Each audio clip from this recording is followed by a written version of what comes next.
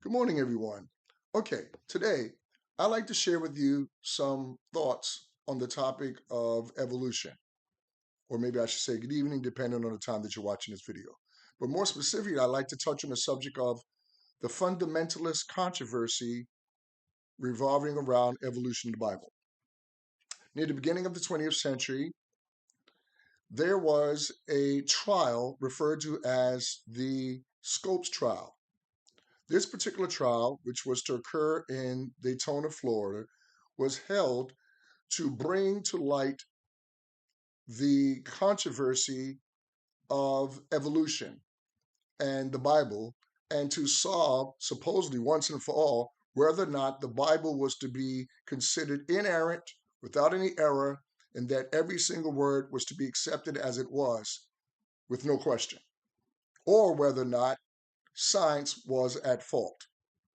The individual that took the stand to argue for the Bible was an individual who was himself an attorney, who, being a fundamentalist and a rigid fundamentalist at that, did not believe that there was any problem with the Bible being accepted as the inerrant word of God with no question to be asked and to be taken as it is.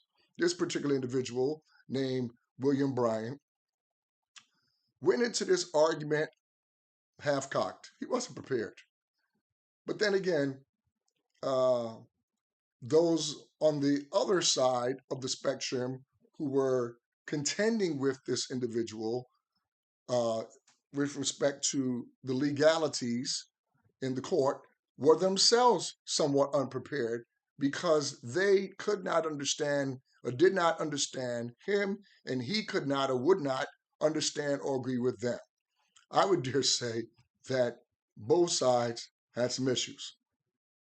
And the argument is far from over or far from being solved. But discussing either side of the argument or ignoring either side of the argument and pretending that there is no issue may be arrogant or ignorant or may be done out of fear of finding out that one's cherished beliefs are actually wrong. Science, just like the Bible, has had its issues. Piltdown was one of them. And to say that science is always correct or that the Bible is always correct without actually examining either in detail and considering what the other side is saying is a problem.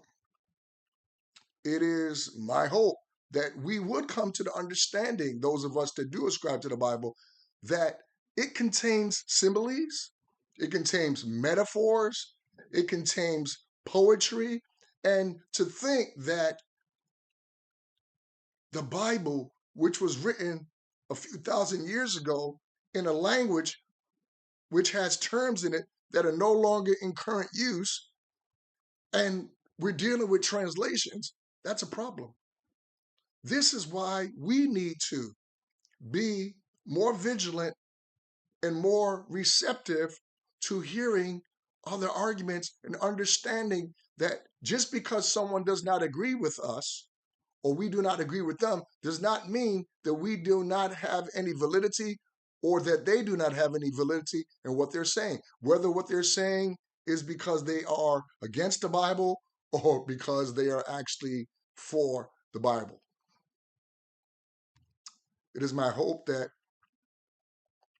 something that was shared with you will cause you to have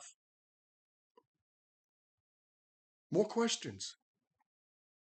Take this into consideration so that you will be more equipped to have an answer for everyone that asketh you of the hope that you possess with meekness and with respect. Thank you for allowing me to share.